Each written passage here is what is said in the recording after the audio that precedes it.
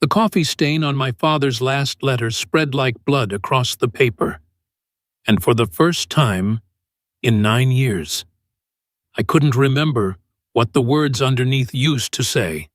I should have laminated it, should have protected it better.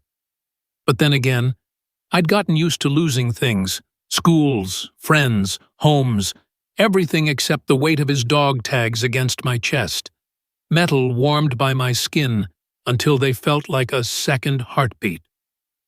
My name is Savannah Mackenzie, and by the time I was 17, I'd learned that the only thing more dangerous than being the new kid was being the new kid who refused to play by the rules.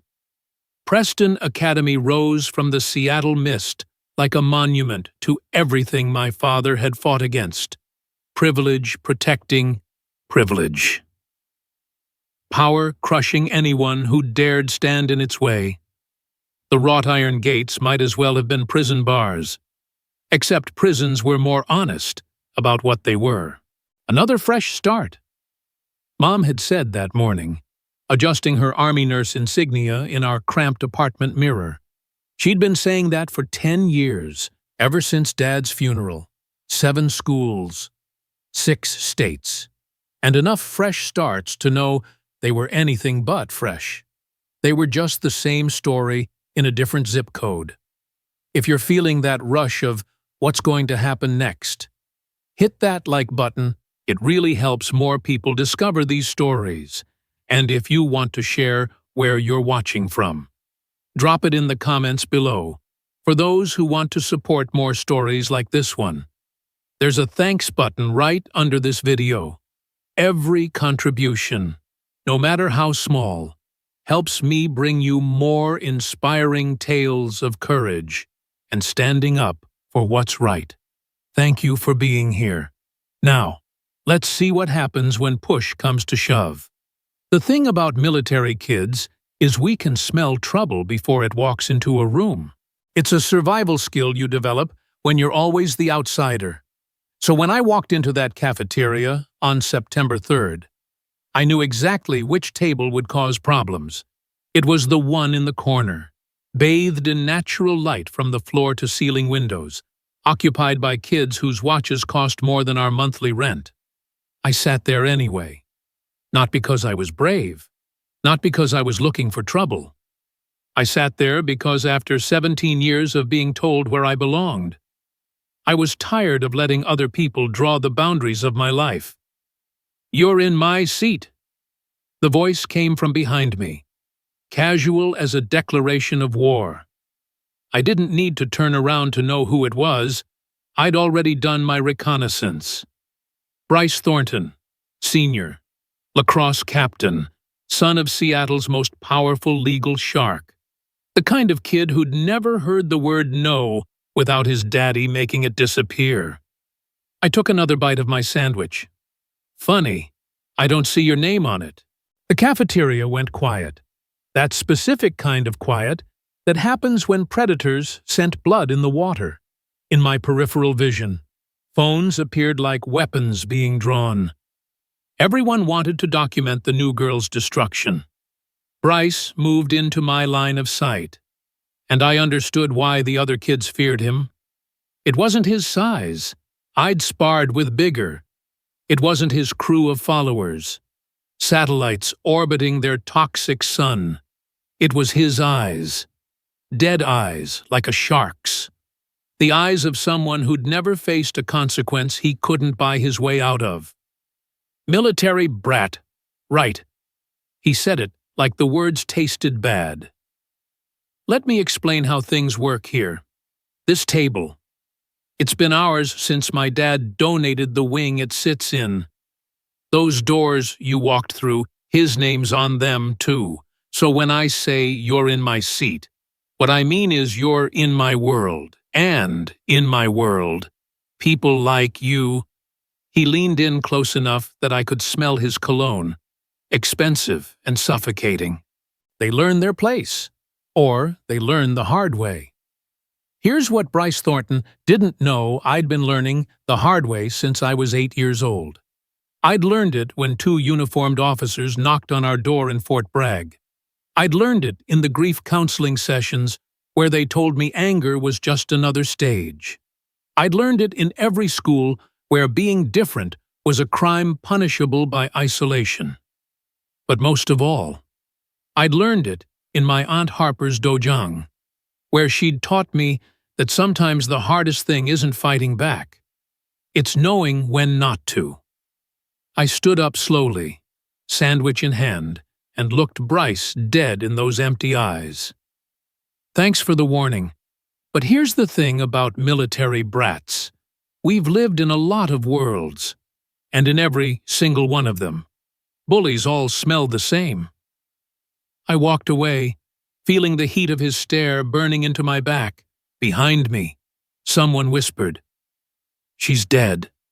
They were probably right, but at least I'd die on my feet instead of my knees. The whispers followed me through the rest of the day like smoke from a fire I'd started. By 6th period, everyone knew about the cafeteria incident. By the final bell, I'd achieved what usually took weeks. I was marked. A target. The girl who didn't know her place. Jackson Rivera caught up with me in the parking lot.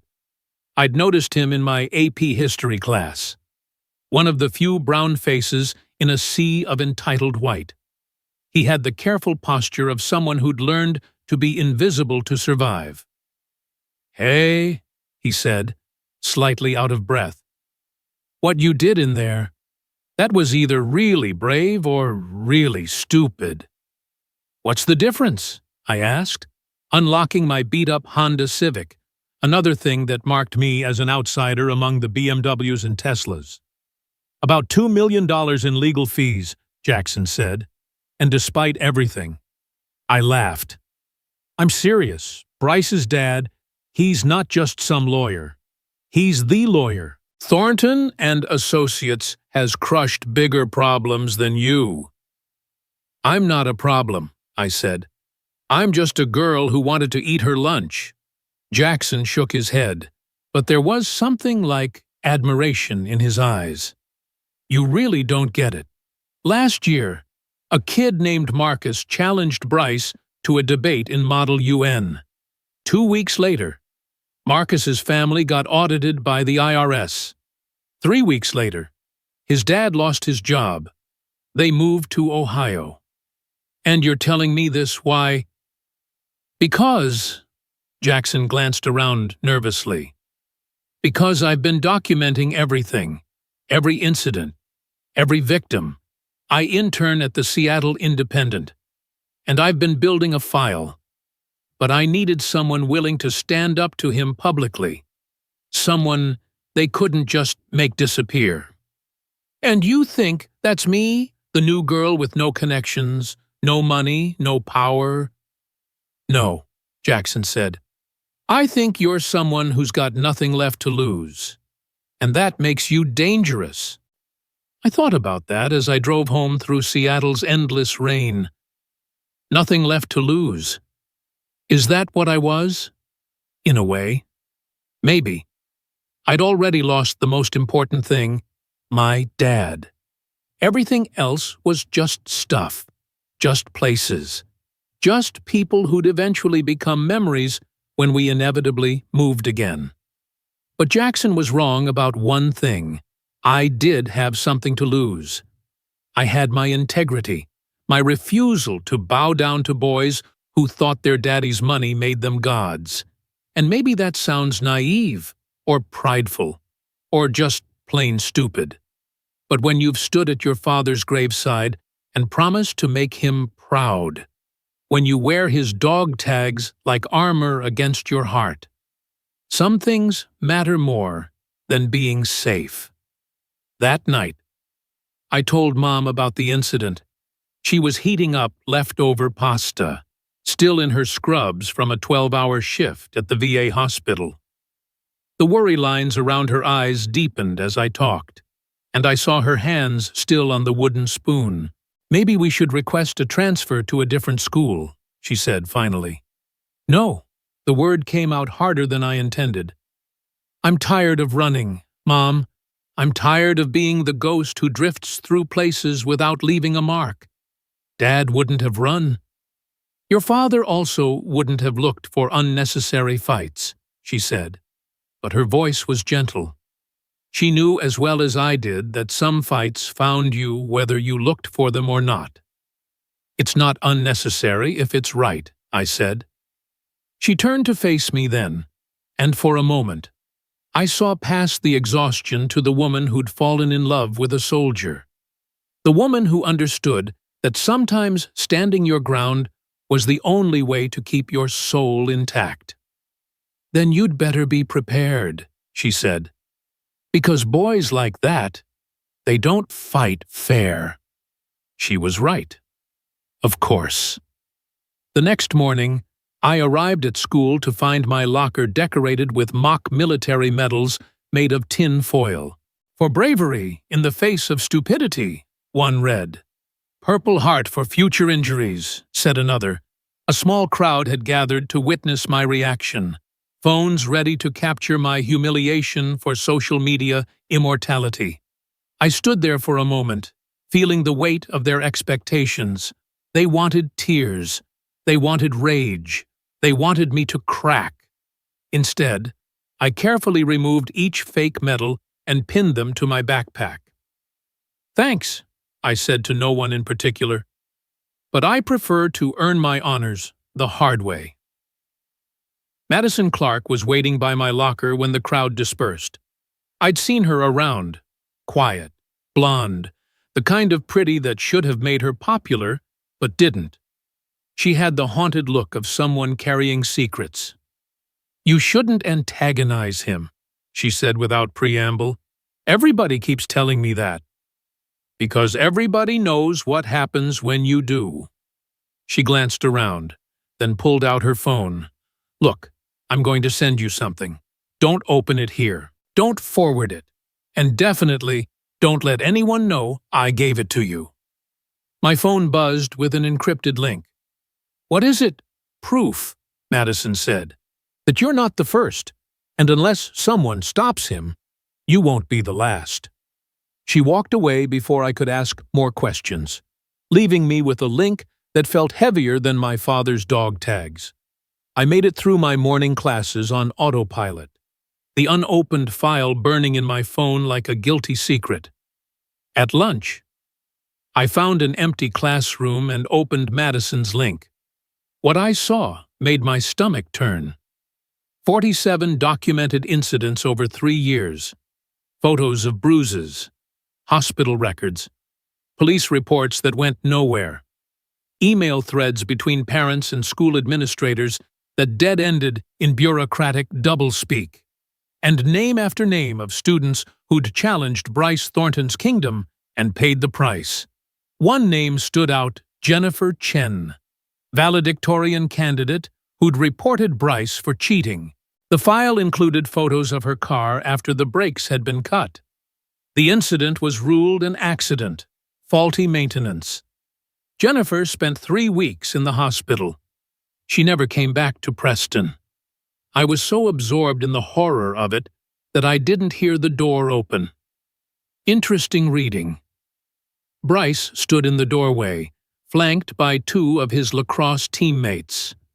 My hand moved instinctively to close the laptop, but he was already crossing the room. You know what I love about this school? He said conversationally. The IT department. Very helpful when you need to track what websites people visit on the school network. My heart hammered, but I kept my voice steady. Checking up on me already? I'm flattered. You should be worried. He leaned against the desk, too close. His presence meant to intimidate. See? Madison Clark thinks she's smart. She thinks her little collection of lies matters. What she doesn't understand is that truth is whatever the most expensive lawyers say it is. Is that what your father taught you? His jaw tightened. My father taught me that there are 2 kinds of people in this world, those who matter and those who exist to make those who matter comfortable. Guess which one you are? Something shifted in the air between us, Maybe it was the casual cruelty of his worldview. Maybe it was the file full of broken kids who'd just wanted to exist without fear. Or maybe it was just that I'd reached the limit of how much injustice I could swallow without choking on it. I stood up, forcing him to step back. Your father was wrong. There are two kinds of people, those who've been tested and those who've never had to be. You've never been tested, Bryce. You've never had to fight for anything real. You've never lost anything that money couldn't replace. For the first time since I'd met him, I saw something flicker in those dead eyes. You don't know anything about me. I know you're scared, I said. I know that underneath all that money and muscle, you're terrified that without your daddy's name, you're nothing. And you know what? You're right. The slap came fast, but not fast enough. 3 years of training kicked in, and I caught his wrist inches from my face. For a heartbeat. We stood frozen, his arm trembling against my grip. Big mistake, he whispered. I released his wrist and stepped back. No, the mistake would be letting you hit me without witnesses. I gestured to the hallway, where a crowd had gathered. Phones out. Smile for the cameras. Bryce, your dad's going to love explaining this one. He left, without another word. But the promise of retribution hung in the air like smoke. As the crowd dispersed, Jackson appeared at my elbow. That was stupid, I know. I was going to say brilliant. He's never lost his cool in public before. This is the first crack in his armor. He paused. But you know this is just the beginning, right? I thought about my father's last letter, water-stained and fading, about the promise I'd made to be strong, to stand up for what was right, about all the kids in Madison's file who'd been crushed for wanting nothing more than to exist in peace. Good, I said. I'm just getting started, too. That afternoon, someone poured sugar in my gas tank. The mechanic said it would cost $800 to flush the system, money we didn't have. I took the bus home, standing among the commuters with their tired faces and quiet desperation, and wondered if this was what winning felt like. Mom was waiting when I got home, her face grave. School called. They said there was an incident. Bryce Thornton tried to hit me. I stopped him. There are witnesses. She nodded slowly. They also said you've been accessing inappropriate material on school computers. Something about hacking into confidential files. The thoroughness of the Thornton machine shouldn't have surprised me. But it did. That's not what happened. I know, baby. But it's what they're saying happened. And in their world, truth is whatever the most expensive lawyers say it is. I finished. Yeah, I'm learning that. We sat in silence for a moment, the weight of the situation settling over us like a blanket.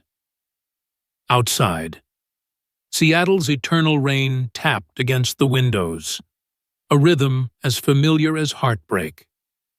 Do you want to know what your father would say? Mom asked finally. I nodded, not trusting my voice. He'd say that courage isn't the absence of fear. It's being afraid and standing up anyway. He'd say that integrity is the one thing they can't take from you. You have to give it away. She reached across the table and squeezed my hand. And he'd say he was proud of you, just like I am. That night, I lay in bed listening to the rain and thinking about courage. About the 47 kids in Madison's file who'd wanted nothing more than to learn without fear. About Jennifer Chen in her hospital bed. About all the future victims who'd suffer because no one had been willing to pay the price to stop Bryce Thornton. I pulled out my phone and opened a new document. If they wanted to play the documentation game, I'd give them something to document. Every incident, every threat, every small cruelty. I'd build a case so airtight that not even Thornton and Associates could make it disappear. But first, I had to survive what was coming. Because if 3 years of reading my father's letters had taught me anything, it was that the enemy always hit hardest when they sensed a real threat. And for the first time in his privileged life, Bryce Thornton had met someone he couldn't buy, intimidate, or destroy without consequences. The dog tags were cold against my chest as I drifted off to sleep. But I imagined I could feel warmth in them, my father's courage passing through metal and time to give me strength for the battle ahead. I didn't know then that in 2 weeks, I'd be standing at the top of a staircase, watching Bryce's face twist with chemical rage as he spat my father's memory in my face. I didn't know that muscle memory and training would take over, that Jackson's camera would capture every second, that a moment of self-defense would become a $2 million lawsuit. But that night, all I knew was this: I was tired of being the ghost who drifted through life without impact. It was time to become something else. It was time to become dangerous. The morning of September 18th started like any other. Rain against the windows, Mom's coffee brewing too strong, and me touching the dog tags beneath my uniform before heading into another day of war. I didn't know it would be the day everything changed. Maybe that's always how the most important moments arrive, disguised as ordinary Tuesdays. 2 weeks had passed since the cafeteria incident, and Bryce had turned psychological warfare into an art form. My MacBook Pro, saved for with 3 years of birthday money, had suffered a tragic coffee accident. My textbooks disappeared from my locker only to reappear water-damaged in the lost and found. Every morning brought new evidence of his attention: gum in my hair, obscene drawings taped to my back, whispered threats in empty hallways, but I documented everything: photos, timestamps, witness names when anyone was brave enough to give them. Jackson helped, his journalist instincts turning my personal hell into evidence. Madison fed us information from the inside, her guilt over staying silent for so long finally finding purpose. "You're building a case," Mom had said one night, reviewing my growing file. "I'm building a weapon," I'd corrected. "One they can't make disappear." That Tuesday morning, I should have noticed the signs. The hallways were too quiet. Students avoiding eye contact more than usual. Bryce's crew clustered near the main staircase, their body language screaming anticipation. But I was tired. Tired from nightmares about Dad. Tired from checking my car for sabotage every morning. Tired from being constantly on guard. The main staircase at Preston Academy was an architectural showpiece, marble steps sweeping up 3 stories, all glass and steel and money. Students gathered there between classes like it was a stage. And maybe that's what Bryce wanted. A stage for his final performance. I was heading to AP Calculus, mind already on derivatives and integrals, when he materialized at the top of the stairs. His eyes were wrong, pupils dilated, movements too sharp, too aggressive. I'd seen enough addicts at Mom's VA hospital to recognize the signs. Cocaine confidence mixed with barely controlled rage. "Going somewhere. Army brat." I stopped 5 steps from the top. Around us, phones appeared like flowers turning toward the sun. Everyone sensed this was different. This was the main event. "Class," I said simply. "Move." He laughed. That entitled sound I'd grown to hate. "You know what your problem is? You think you matter." You think your little file, your documentation, your pathetic resistance means something. But here's the truth. You're nothing, just like your father. The world narrowed to a tunnel. What did you say? You heard me.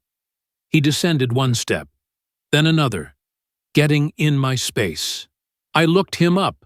Staff Sergeant David Mackenzie died in some worthless valley in Afghanistan. You know what? For nothing.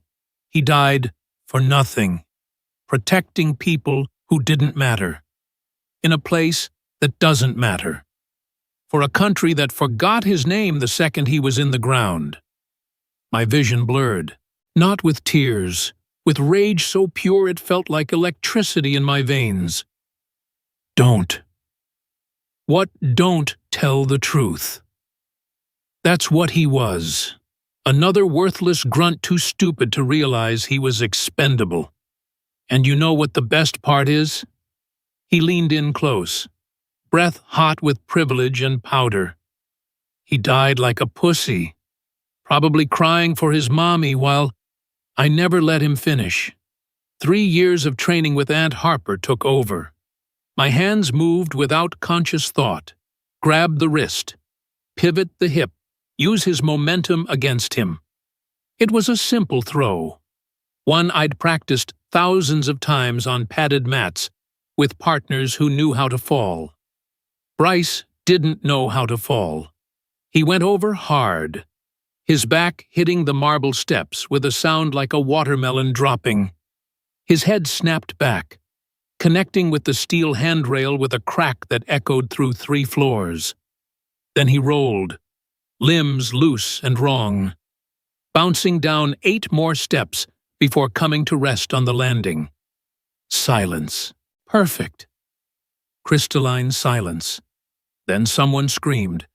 I stood frozen at the top of the stairs, watching blood pool beneath Bryce's head.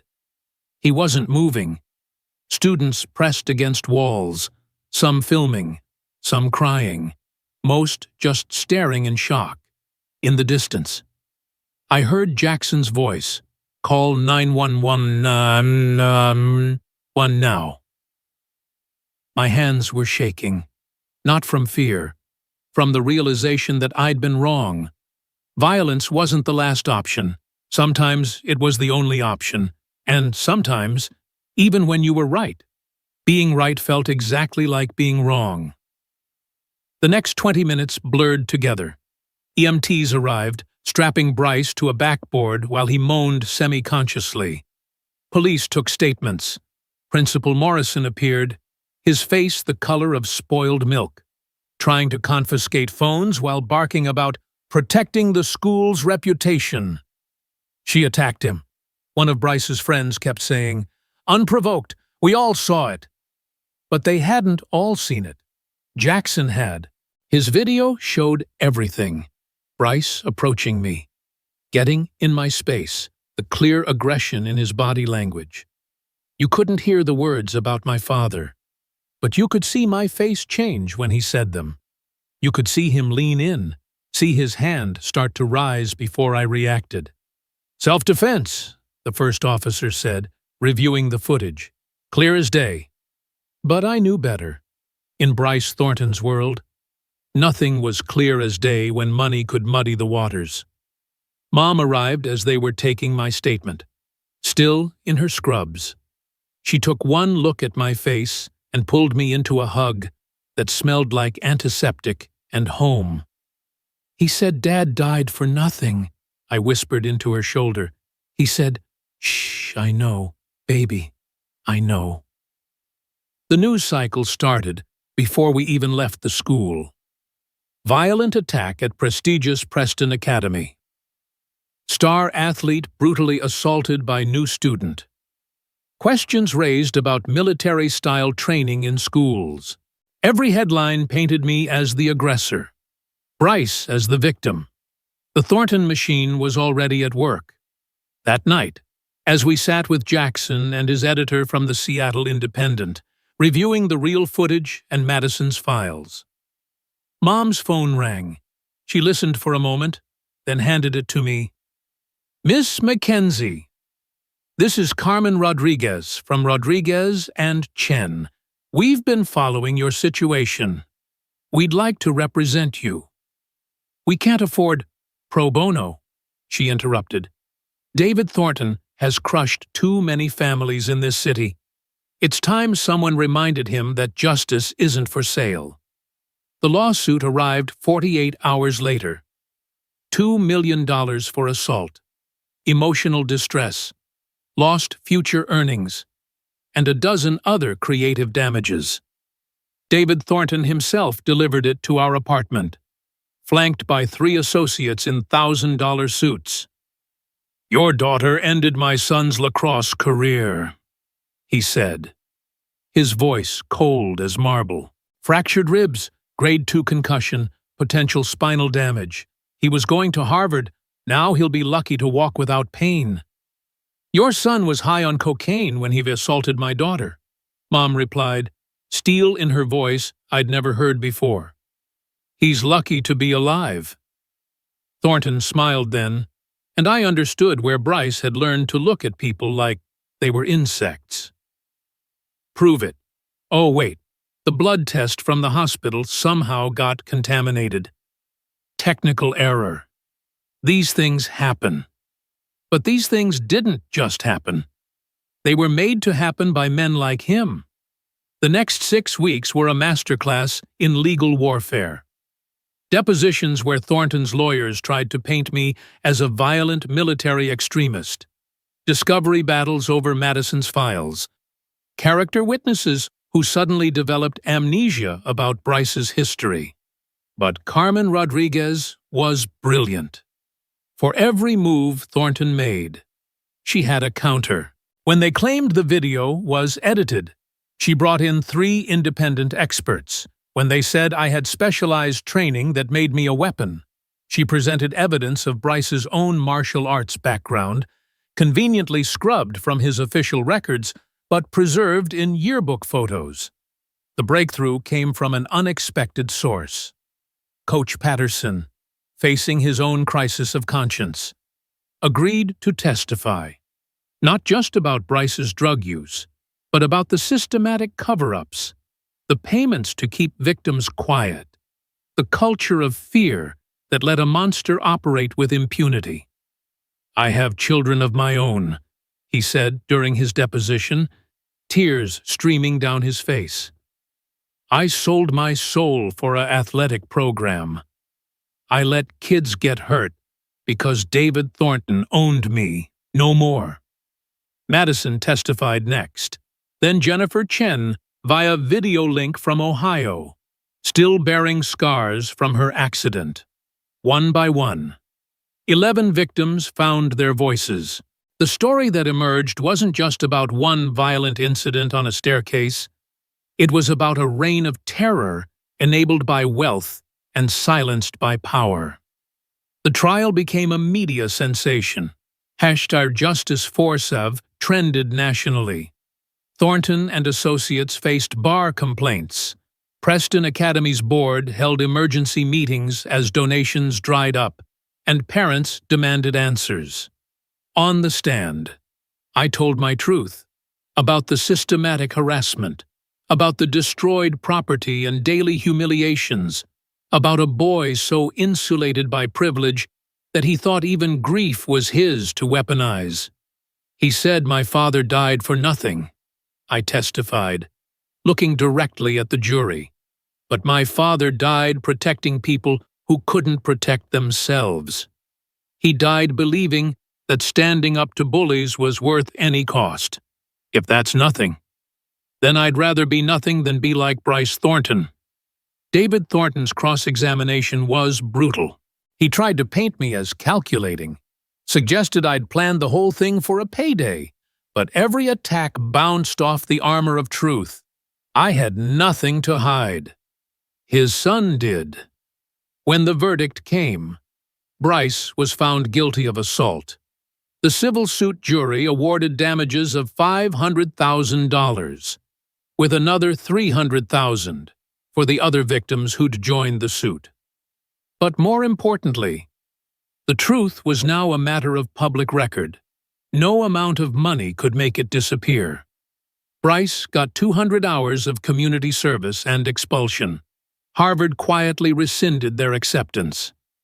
The last I heard, he was in rehab in Arizona, his parents' marriage crumbling under the weight of exposed secrets, standing at the podium 6 months later, announcing the Courage Forward Foundation. I thought about how different my life had become. The settlement money had transformed into something meaningful.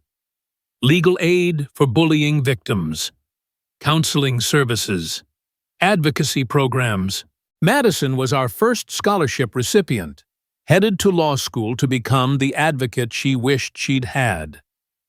My father wrote me letters from Afghanistan, I told the packed auditorium.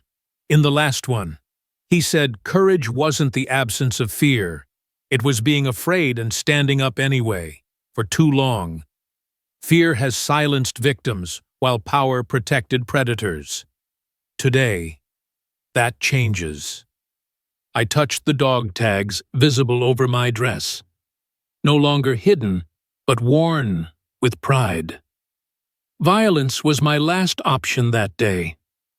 I'm not proud that it came to that, but I'm not ashamed either, because sometimes, when every system fails, when power corrupts every avenue of justice, standing your ground is the only way to keep your soul intact. The applause was thunderous, but I barely heard it. I was thinking about all the kids in all the schools who went to bed afraid, about the Jennifer Chens who'd been broken for speaking truth, about the Madison Clarks who'd stayed silent out of survival. My dad died protecting others, I continued. Today, we protect each other. Tomorrow, we build a world where protection isn't necessary, where truth matters more than money, where courage is contagious. As I left the stage, my phone buzzed with a message from a number I didn't recognize. "Thank you," it read. "I'm 15 and being bullied at my school. Because of you. I'm going to report it tomorrow. Because of you. I know I'm not alone." I thought about that girl, scared but finding courage. About my father, gone but never forgotten. About Bryce Thornton, learning too late that actions have consequences money can't erase. Standing in the Seattle rain, watching the city lights blur through water, I realized something. I wasn't the ghost anymore. I wasn't drifting through life without impact. I'd become what Bryce had accused me of being. Dangerous. Dangerous to bullies. Dangerous to systems that protected them. Dangerous to anyone who thought power meant the right to crush others. The dog tags were warm against my chest. And for the first time since that morning at the stairs, I smiled. Not because I'd won. There were no real winners when violence became necessary. But because 47 kids had become 800 and counting. Because a foundation named for courage was helping others find theirs. Because my father's death meant something after all. In the end. Bryce had been wrong about everything. My father hadn't died for nothing. He'd died for the radical idea that protecting the vulnerable was worth any sacrifice, and now, that idea lived on, not in violence, but in voices raised together, in systems changed, in courage spreading like wildfire through hearts that had been silent too long. I looked up at the rain and whispered, "I kept my promise, Dad." And somewhere in the space between raindrops and heartbeats, I swear I heard him answer, "I know. Baby girl, I always knew you would." The war wasn't over. It never really ended. But battles had been won, and more importantly, an army had been raised. An army of kids who refused to be victims anymore. An army of parents who demanded better. an army of educators who chose protection over paychecks. If this reminds you of someone who stood alone against impossible odds, someone who paid the price for speaking truth, someone who refused to let power win, then maybe it's time to tell them they mattered, that their courage wasn't forgotten, that their sacrifice meant something. Because in the end, that's all any of us really want, to know that our pain had purpose, that our struggles had meaning, that when we stood up to be counted, someone noticed, someone remembered, someone cared. 3 years later, I stood in the same Seattle rain, but everything else had changed. The University of Washington campus sprawled before me, my pre-law textbooks heavy in my backpack. Mom had cried when I got the acceptance letter, not sad tears, but the kind that wash away years of worry. Rodriguez and Chen called, Jackson said, jogging up beside me. He'd grown into his journalism major, his byline now appearing regularly in real newspapers. They want to know if you're still interested in that internship. Tell them yes, I said. Tell them I'll be ready. We walked in comfortable silence until he spoke again. Did you hear about Bryce? I tensed. Even after all this time, his name could still make my fists clench.